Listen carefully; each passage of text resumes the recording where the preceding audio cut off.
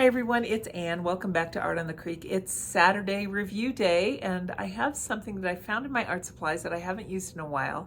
It is the Marabu art crayons. Let's check them out. Let's see what those are all about.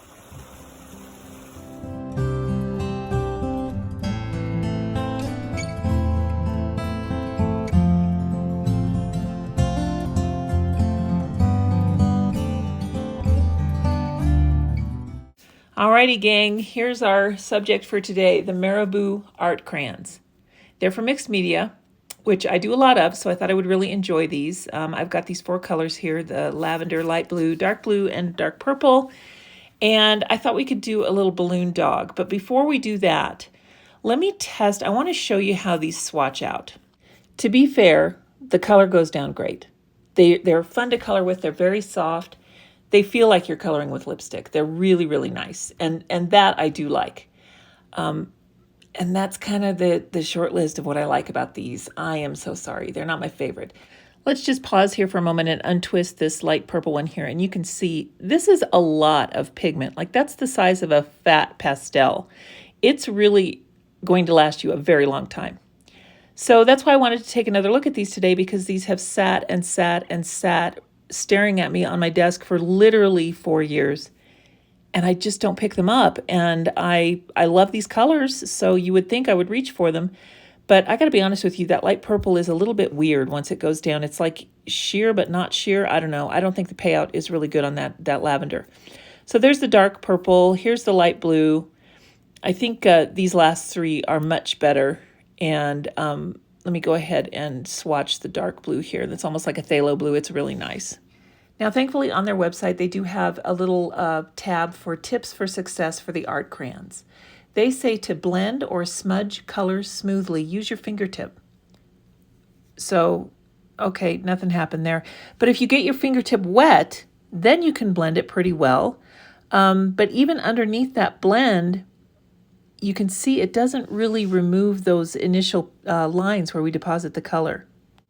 So they say you can use a baby wipe on these, a damp rag or a baby wipe, and that will remove or reduce color in desired areas. So, not sure that that's true. I say what it does is it smears the color. So I'm willing to give this a fair test. Let's give it another shot. I'm going to try blending these with water. Now, the first thing I'm noticing is the pigment is just pushing around. Can you see the lines that are left by my brush?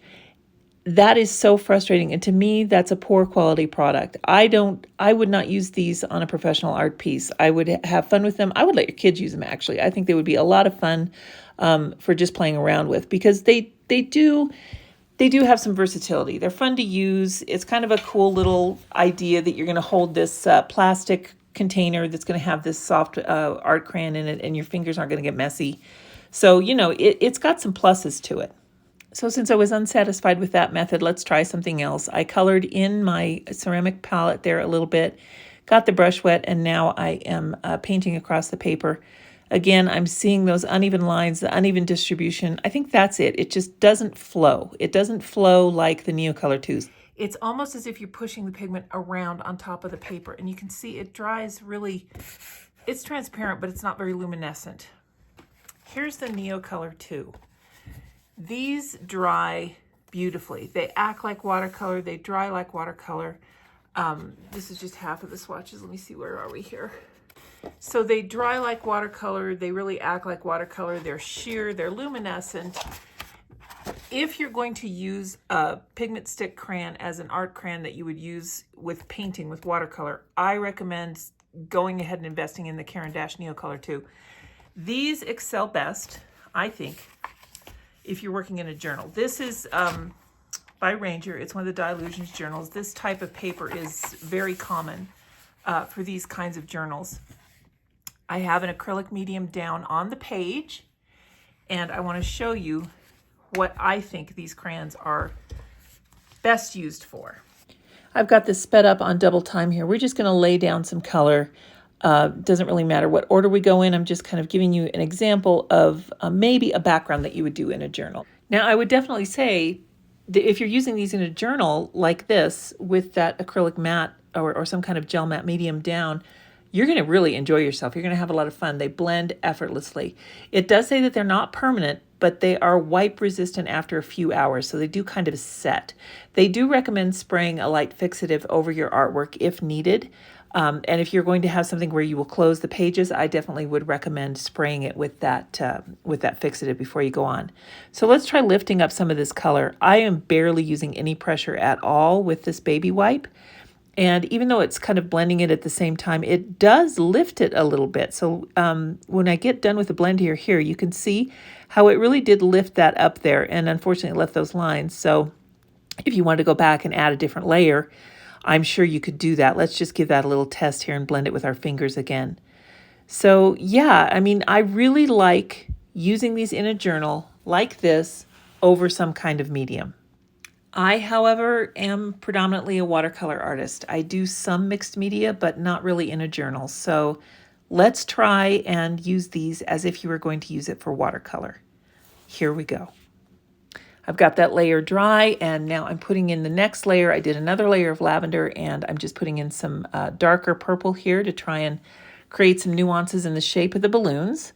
And then we'll go ahead and blend that with a wet brush. And here is what I found to be just so frustrating. Not only did the colors that I added on top kind of just blend and pick up the pigment underneath, can you see how they just push around on the surface and they just don't really, they just sit there. They don't flow. They simply didn't act like any other water media I've used, especially on watercolor paper. I thought these would be a lot easier to work with. So now I've dried that, and I've got some of that light blue down where I want to go a little bit darker. And you can see as soon as I start blending this, once again, the pigment just kind of pushes around and smears along the surface. So I don't think it's in the blend. I think it's in this pigment. You have to push it around. It's going to sit just in a line where the brush goes. And then you have a funny ridge left. So you really have to end up pushing it around through the whole area that you're using to fill it in. And then you end up with just this homogeneous color. But I found it to just be lacking in its ability to contour. I just remained pretty disappointed in how it just kind of slid around the top of the paper and didn't really perform as it's advertised. And I knew that going in after we did the swatches. That's why I always like to swatch my art supplies before I use them, because you really do need to know what you're dealing with. And I knew that the pigment pushed around funny, strangely on this paper. And so I knew what I was going to expect. I did not know how frustrated I would be with that process. I kind of thought I could manipulate it, move it around, but the colors, I'm so used to watercolor. When you add wet on wet and you go in with another glaze and you drop more pigment in, they blend, they merge. These didn't want to mix. They didn't have any gradient of color. They just became one mass of pigment that was a new color. Right? So I hope I'm explaining that well, and I think you can see what I'm talking about in the project here. It's just a little odd. I don't know how you would really use these and get it to work if you're going to use this particular method. After thoroughly drying this, I decided I would go in with a Posca pen to put those highlights back. This is the second coat of Posca. As soon as I put Posca on there, it loosened the pigment underneath. And instead of putting down white, I ended up just smearing around kind of a lavender shade. These are really unstable. You can get them. If you're something that you really think you'll use, though, check them out. I'll put a link in the description. They're available for a set of 26, and I think that includes the blender, for $54.99. They're on sale right now. They regularly go for $69.99, but they are on sale right now on Amazon for $54.99. That's $2.12 a piece. Of course, you can get that full set that I talked about, but it does say on their website you can get that the colorless blender individually, or they have some curated sets. The set I have is one of those curated sets. It's called Blue Ocean.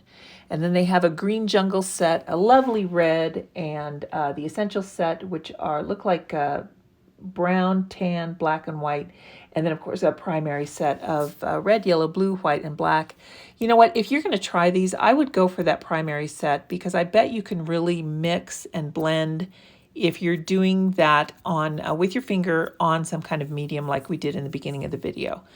But again, on watercolor paper with a wet brush, I think you're going to be on the struggle bus like I was today. Let me skip to the end and I'll show you the final product.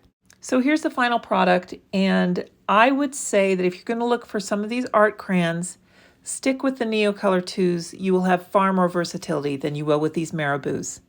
Okay, guys, thanks so much for hanging out with me. We'll see you next week. Bye now.